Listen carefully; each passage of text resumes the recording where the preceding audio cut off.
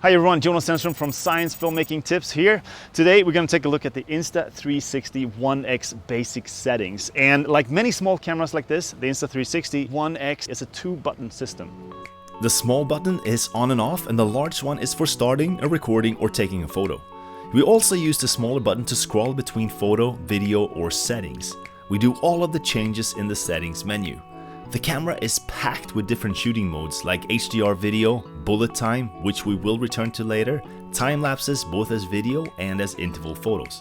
In the settings menu we also have ways to somewhat take control of the settings of the otherwise automatic camera, like setting a ceiling for how high the ISO can go, for example.